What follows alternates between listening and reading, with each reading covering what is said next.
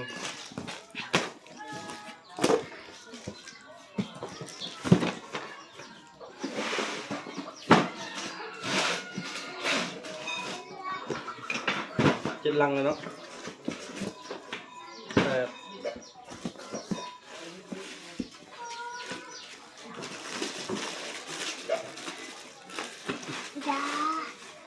หนึ่งสองสามห้าเป็นแปดน่าจะเป็นแค่นี้นำจบอันนี้ทำจบก่อนใส่แหวเนี่ยมาเลยเรียกว่าไปเลย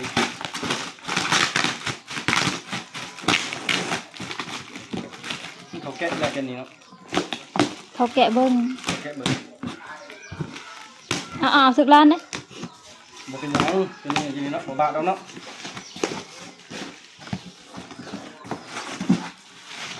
เขาแกะแล้วอันนี้เป็นเฮอร์สปริงคือเก่า เอาตัวนี้คือบ่มีกล่อง จังหวะอันนี้เป็น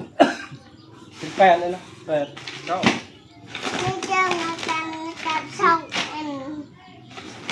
11 12ไว้นี่อันนี้เบอร์สอง14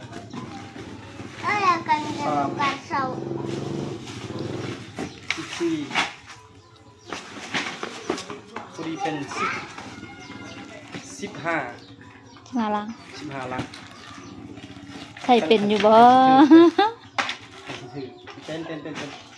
อันนี้นะตั้งแต่หูว่าเพิ่นอยากฝากมาให้นี่ผู้เฮียงก็ศึกษามาตลอด อันนี้เป็นกระเป๋าอุปกรณ์มีตับวีแล้วก็น้ำยามีจักรพรมอันนี้จะนี่เว้ากินนี่ต้องเดออันนี้มัน2อันอันนี้มันอันนึงแล้วก็ตัวนี้นี่คือ2หน่วยเนาะตัวน้อยตัวใหญ่อันนี้ไงพาคลุมตัดผมพาคลุมตัดผมในแคปนี่ก็คือเบิดแล้ว เก็บเข้าเลย เดี๋ยวไปของบนตัวนี้คือตัวนี้วันนี้ก่อนอันนี้เป็นยังไงไดโนนตุนยังไงมันคือพวกซิลิโคนนี่มันคอจะ แกะ เจ็บเล เบิ้ ย ง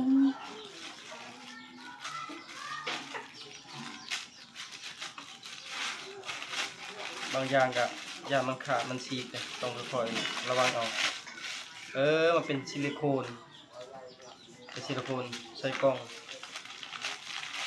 อันตัวเจ้าจะได้ แมน ตัวซื้อเมื่อวานนี่บ่จ้ะบ่แม่น บ่แม่น คนละอันมา ครับตัวนี้เป็น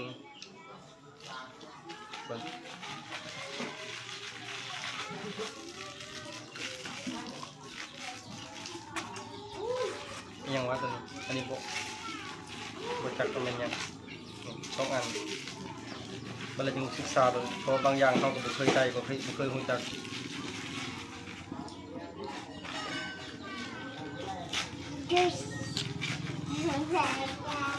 อันนี้คือกัน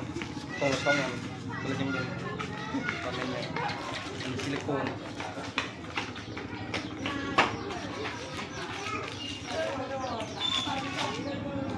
อันนี้แทนศาสตร์ของสัตว์แบบแกงมันก็ลายแค่เครื่องแล้วตัวนี้เป็นคายเป็นแบบก็ต้นข่าวให้เป็นแบบโปร12บริเวณดีใจแล้วนี่จะได้แบ่งให้มันแหละอันนี้เป็นยังไง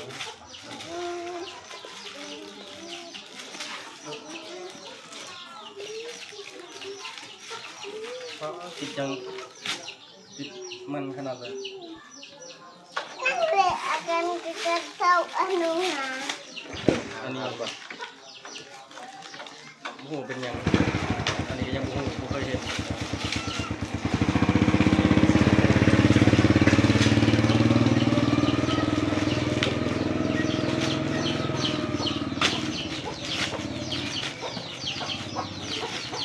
ข้าวโพดแบบไวๆเดี๋ยวพี่น้อยมีซิลิโคน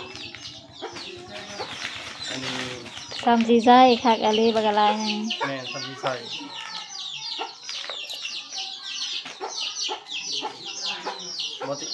บ่ต้องติว่าบ่มีวันนี้ ครบ อันนี้ก็ใช้กล้องนี่ก็ ลาย โดนเตาหย่ำ เมื่อกูไปเอ็มลายได้ทางแพ็คที่มันไม่ได้ เอาอีกแล้วไหมในโต๊ะนะมั่งอันนั้นนะ หาย อันนี้คือกันแตก กับอันเนื้อปิดหน้าจออันนี้เป็นกระเป๋าของกล่องเคส DJI Xn6 Xn6 เสียดาย เป็นไง ซื้อเมื่อวานนี้โหลดเกือบ1,000 บาทต้นน้ำเจ้าอันนี้ตัว นี่ นะครับไปเอาเมื่อวานนี้นี่ เออ ถ้าเอาตัวนี้เหลือกันแล้ว ก็ค่อยจิงหัวเพิ่นสิพาก โอ้เสียดายเลยตัวนี้คือของXn6ตัวนี้ อืม เยอะ อันนี้ เรื่องตุริเรื่อง อันนี้ลายอย่างอันนี้คืออันค่าตั้ง ค่าตั้งก็คักแล้วนะ ค่าตั้งแต่ว่ามันจมน้ำได้บ่จมน้ำ มันพูขึ้นเครื่องกับลายอย่างอยู่ อย่าเอ็ดเป็นครึ่งนะจังใครติดเดียวที่จ่าที่ดีเราคนที่แต่ก็ตายจ่าไปที่มันตรงเบอร์ โอ้อันนี้จะพูดมันยัง ทำเกียรติ กระเป๋ากันน้ำมีลำลึกคนใด อาจารย์คือผู้พิมพ์เราอาจารย์คือไปเอ็ดเบอร์หนึ่งนู่นไปถึงไป เอ้ยดังไฟให้แน่เด้อ ถ้าเรามีใจเอาในยันนี้ ในในดาอาเลยเรียนจบคือที่ดา เบิ้งเราจะอะไรก่อ มาน การหนึ่งส่วน เป็นมันยันแตกแล้ว หลายอย่างเนาะเขาแกะก่อนเนาะ แม่ยังก็ดูน็อตบ่ดูน็อตแปดแม่ยังดูน็อตแปดดูน็อตแปดก็ยังบ่เข้าใจ เด็กคือมันมีโตเยอะนะเป็นกูบอกมา เจ็ดแม่จะคอแล้วนะ เด็กต้องใจเนี่ยให้ยันนี่ แม่ก็แนมค่อยๆเลย ไปคนไทย Baik pun saya. โดดไป บ่ ไม่ เนาะ บิ๊กอันนี้เป็นยังอันนี้บ่ฮู้จะลองเบิ่ง อ๋อไส้มัน ฮะ ไส้ของบิ๊ก อันนี้ค่ะอันนี้ก็บิ๊กเสร็จแล้วอันนี้เป็นของสักคู่แล้วบัดนี้สักคู่ก็จะได้ใช้แต่ประโยชน์ตัวนี้แล้วนี่ เอารีบเขาไปใส่บ่เป็นต้องมีนมากเด้อ เป็นคือการสนุกเฮือนพอแบบไวๆเด้อพี่น้อยเขาแบบจะน้อยเขาจึงมาไล่เบิ่งคืน คือ ว่า ปลาเนี่ยจ้า มีหยังในที่เพิ่นพามาครบบ่เพิ่นบอกรายละเอียดแล้วปะ บ่แม่นแต่ว่ามันเป็นแบบมันเป็นของโมเดิร์นมันเป็นของโบราณ เพิ่นบอกบ่ แม่นได้เป็นชุดของเฮาแต่ว่าอันนี้บ่เห็นขอเบิ่งแบบไวๆก่อนเพิ่นเป็นองค์ประกอบขึ้น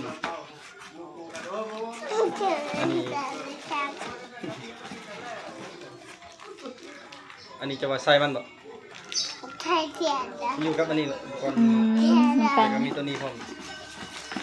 เห็นบ่มันเป็นธงเนาะ Saya. โจตั้งมันจะโดนเอ๊ะพับป๊อบเด้อบ่เยอะอยู่ในซองกระเบิ่มเนาะตัวนี้อยากลิ้นโทรศัพท์บ่ให้ลิ้นซองลุ่มแล้วจะปิว อันนี้เป็นสายเข้มขัดสายบหรือสายยันสายก่อนทำใส่เลย ให้ดูหน่อยสิ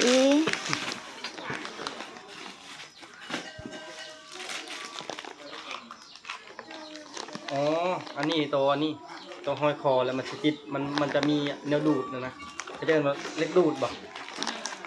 แม่เล็ก แม่เล็กแม่เล็กอันนี้เหม็นมีของบ่เดือนของบ่พังนะตัวนี้กับเคส DJI 6จะได้เงินเด้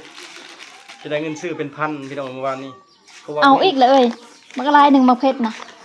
พอบ่เฮงซื้อมื้อนั้นแหละซื้อกล้องบ่เฮงหักออก DJI นี่ประมาณเดือนกับประมาณ10กว่ามื้อนั่นแหละบ่ทันฮอด2เดือนเทื่อแล้วบ่เฮงบ่ได้ซื้อเคสเพราะว่ามันแพงเกือบ1,000 บาทรวมทั้งอันฟิล์มกันแตกก็เลยมาซื้อเมื่อวานนี้ซื้อเป็นอาทิตย์แล้วมาฮอดแล้วพาไปรับเมื่อวานนี้เกือบเป็น1,000 บาท2อย่างนะแล้วเพิ่นพาอันนี้อันที่3แล้วบ่เฮงเห็นก็เลยสิได้เงินที่ซื้อเมื่อวานนี้อันนี้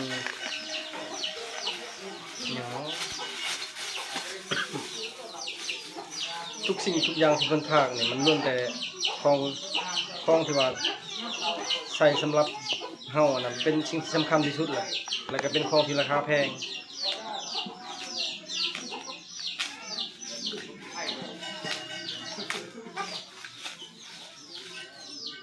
อ๋ออันนี้พระเจ้าเอิ้นเตียกพานบ่หรือกอดพานนี่แหละอันนี้บัดทงนะสิแม่นบัดมัดดีๆจะมันไปนะพี่เนี่ย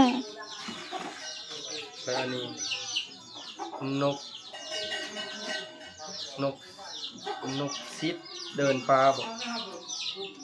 แกะเนาะค่อยโอ้ตัวนี้นะตัวเมื่อกี้นี่นะเห็นแล้วละอันน่ะใส่น้ำกันเลยนกซิดเดินปลานกวีดเดินปลานกวีดเดินปลาอันจะใส่กับอะไรอันนี้เป็นทานที่เราใส่สำหรับอันนี้ยำหูใส่กับอะไรเดี๋ยวศึกษาดูอันนี้เป็นเนื้อพับปล่อยเนื้อพับเสื้อเป็นบอกมันเป็นเสื้อตัวเอาต่อหันวะโมเมนกระเป๋ากันนำคือเก่าค่ะ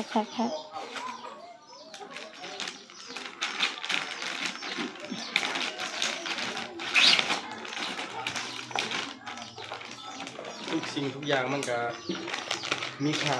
แต่ว่าเราเอาไปบาดอันนี้ก็เป็นทรายคือว่าในทุ่งนี้มันเป็นทรายไปเลยนี่เราไปเปิดอันนี้นะเลเซอร์ที่เขายิงกลางคืนนะไม่มีดอกไฟแดงๆนะอันนี้นะเลเซอร์ไปเลยเลยอันนี้เอิ้นว่า read dot บนยังภาษาอังกฤษน่าจะเป็นเลเซอร์คือกันตัวนี้นี่เลยบอกอันนี้ก็ระบบอันนี้ซีเมนทานตัวนี้นี่ อันนี้ก็มันเป็นเลเซอร์คือกันติดกล้องอันนี้แบตเอ็กซัน6เบิ้ง1อันนี้บุ้งมาจากก่อนแต่แน่ๆนี่ประมาณ2ก้อนแล้วก็ข้างในห้องแต่ตัวนี้ตัวติดคอตัวมันเป็นแม่เหล็กแล้วก็ตัวนี้เป็นแบตเตอรี่โปรโปตัวนี้ของโปรโปแต่ละอย่างค่อยบ่เคยเห็นจักอันนี้ก็คือกันของบ่พางบ่เฮียงบ่เห็นคนละอันเห็นซ้ำอันครบแล้วแล้วตัวนี้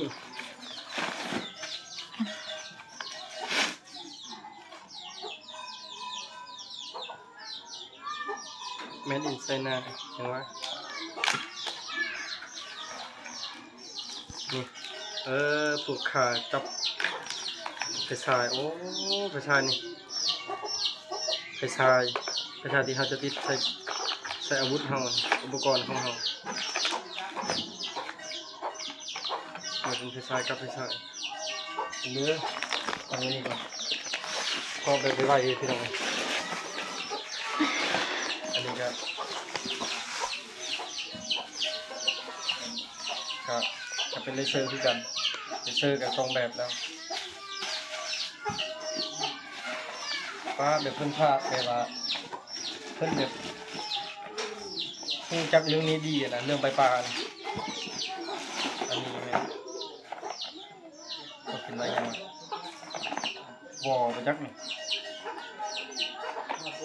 เป็นยังไงวอลีนี่ ค่ะอืม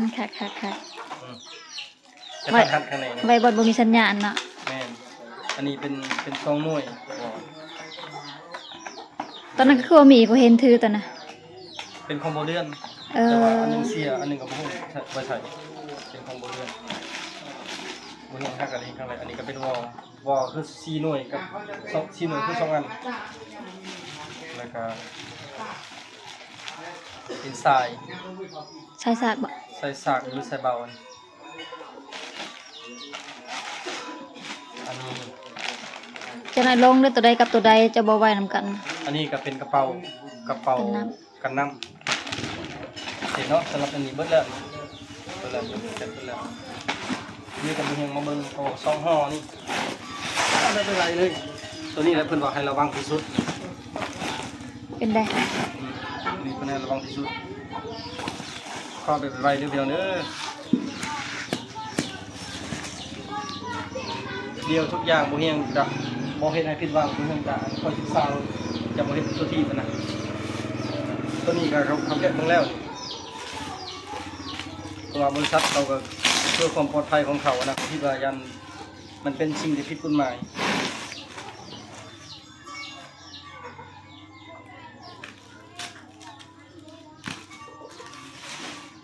อันเพิ่นเว้าวันให้ระวังในเฮาก็ย่านได้บัดนี้ ต้องระวังนะมันจี้ขาดแล้วก็มันเสียหายกับมูลค่าแต่ละอย่างนี่มันบ่ได้ธรรมดานะ แบบที่หาบ่สามารถซื้อได้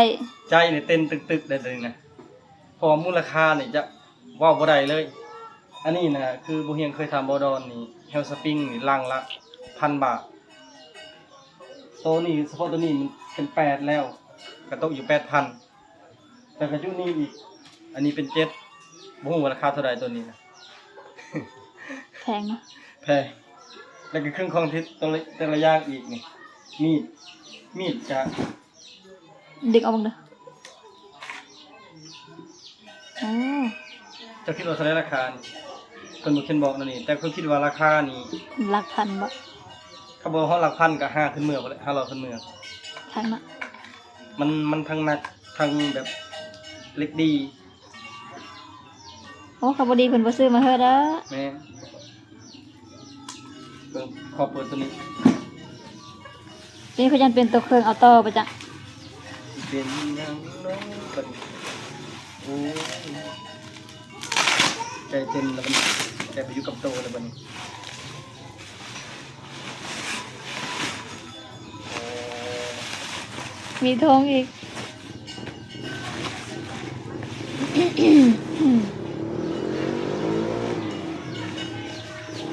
เดี๋ยวทงไปป้าเลยได้ไงกัน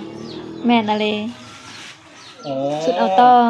ชุดเอาต่อนี่นี่เป็นสมอนเปล่า ตัวนี้เขาหู้แล้วเนาะก็เป็นชุดเอาต่อนี่เนาะอุปกรณ์แต่ละอย่างอีกแล้วนี่อันนี้ก็คือเป็นชุดเอาต่อชุดเอาพึ่งเรียงคอปิดก่อนตัวนี้พวกเขาหู้แล้วเดี๋ยวจะนั่งมันท คนมาเลยเร็ว ำเอาเป็นสุดท้ายอันสุดท้ายแล้วปะนี่ ๆเป็นกากมาก็บ่ได้ยินหยังเลยได้อนี่ ลูกเลยสมอนเป็นเลขนะมันจะบริการเขาเลข เข้ามาเห็นเป็นมือกล้องอยู่ก็ไป อย่าเอาจะรอลูกค้าเอ้ยแม่ค้ายังติดธุระอยู่ อันนี้จะคิดว่ามันยังตัวนี้ บ่ฮอด น่าจะเป็นชุดออกต่อคือกัน เพราะว่าเอาคนเดียวบ่ได้ต้อง2 คนจะเคยคิดว่าได้นี่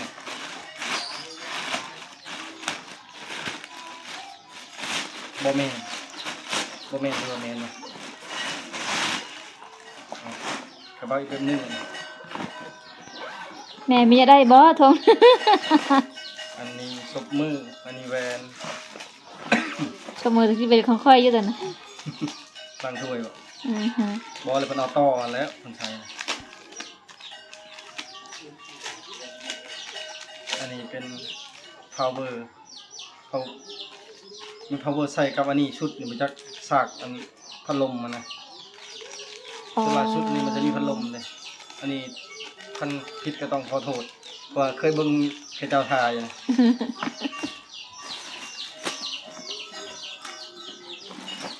แม่น คือเอาต่ออีกอืม คือเอาตอบแม่น2ชุดคือตอนนี้จบแล้วทุกอย่างนี่จบแล้วมีแต่เฮาสิปั้นเครื่องให้มีแต่บ่เห็นเปิดของขวัญมื้อนี้เลือกเปิดของฝากมื้อนี้ก็ซ้ำนี่แหละถ้าเทียบว่าจักอย่างนี่มันก็หลายอย่างเติบมันก็บ่ลงทุนยากนิดเดียวหลายเติบอยู่แล้วก็มูลค่านี่แม่นเฮา ประเมินบ่ได้ ประเมินมูลค่าบ่ได้เพราะว่า คือเฮาเว้านี่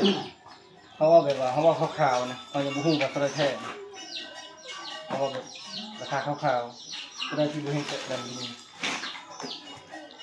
ทุกอย่างกับเงินไทยมันก็สูงกว่าเงินเฮาอยู่แล้วเนาะถ้ามาตีเป็นเงินเฮานี่ก็โอ้หลายเลย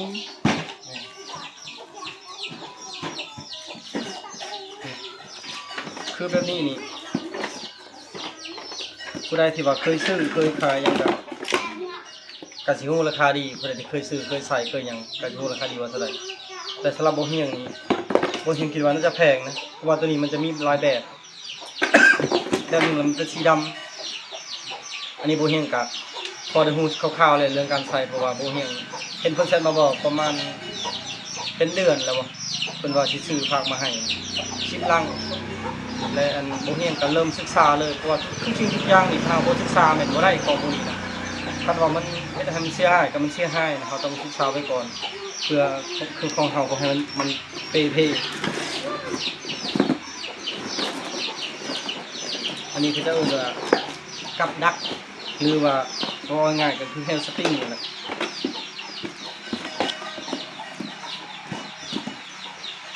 อันนี้ก็นี่ก็คือกันเนาะคือกันตั้งแต่ในแก๊สกับในซบแบบนี้เพราะว่าที่กันคือกันตัวนี้ก็บ่ยังจะเบิ่งเพิ่นเพราะว่าน็อตมันก็สิออกนะและเครื่องก็ซ้ำนี่พี่น้องเดี๋ยวบ่ให้คอเบิ่งว่ามันจะมี อิหยังแน่ที่เพิ่นพากมานี่มาใกล้ๆสมอนเสียงคนตกเบิ่งเด้อบ่เฮียงสิลองให้เบิ่งว่ามันมีของผู้ใดแน่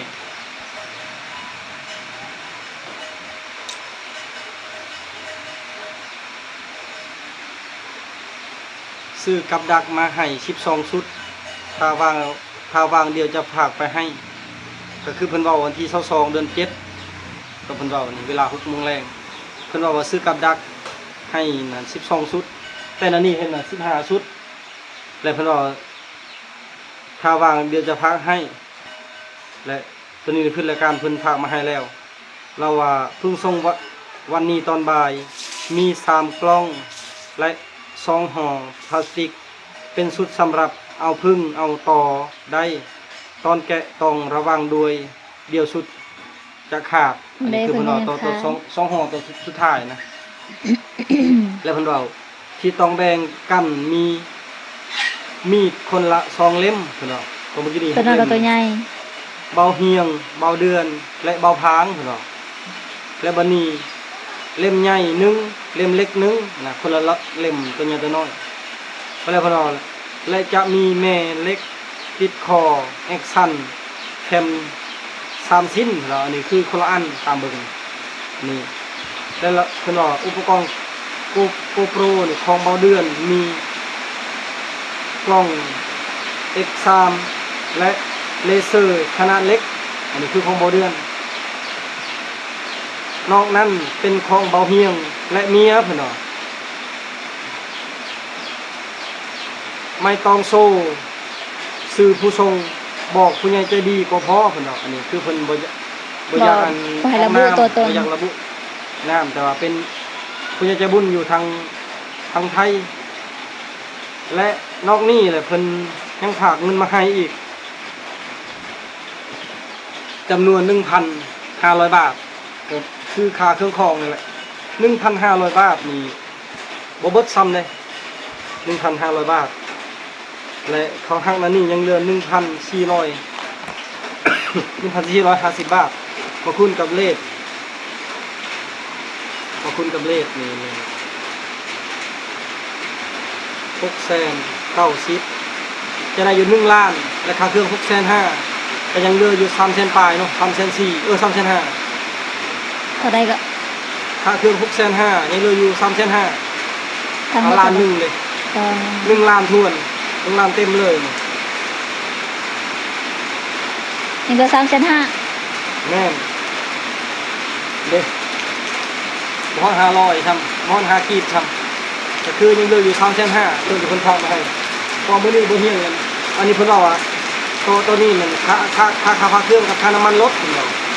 แล้วบุบ้านนี้ให้เบาด่างเพิ่นไปเอาให้เพิ่นเอามาบ่ได้มันหลาย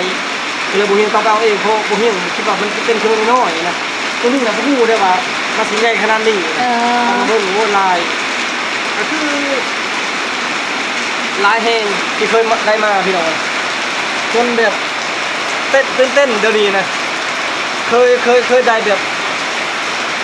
เครื่องหลายคนผู้ใหญ่ใจบุญคนพากมาบ่ว่าจะเป็นอยู่ทางต่างประเทศและประเทศไทยแต่บ่เคยถึกเซอร์ไพรส์บ่เคยถึกแบบว่า อาจารย์บ่ได้ยิน บ่เคยถึกแบบว่าสิได้หลายขนาดนี้นะมื้อนี้คือแบบหลายแฮงมูลค่านี่บ่เฮียงแบบว่าประเมินมูลค่าบ่ได้แต่ว่าทุกสิ่งทุกอย่างที่ทางผู้ใหญ่ใจบุญเพิ่นพากมาให้บ่เฮียงจะนำใช้ให้เกิดประโยชน์สูงสุดจะให้ทุกอย่างให้มีค่าทุกอย่างให้มันมีประโยชน์แก่เฮาอะนะทุกสิ่งทุกอย่างจังได้บ่เฮียงกับต้องขอขอบใจผู้ใหญ่ใจบุญขอขอบใจแทนบ่เดือนบ่พางเลยก็ขอบใจแทนเมียก็คือชาวมอนที่เพิ่นพากมาให้จังได้ก็ขออันความเจ็บอย่าให้ได้เด้อพี่น้องเด้อแล้วความไข่อย่าให้มีแต่สิ่งดีๆเข้ามาในชีวิต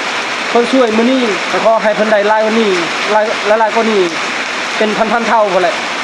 ขอให้อายุวรรณะสุขะพละมันยืนเด้อสาธุบ่เฮียงกะเว้าจนน้ำตาอยากออกพี่น้องดีใจแฮงจนบ่ฮู้สิเอาคำใดมาเว้าอะนะ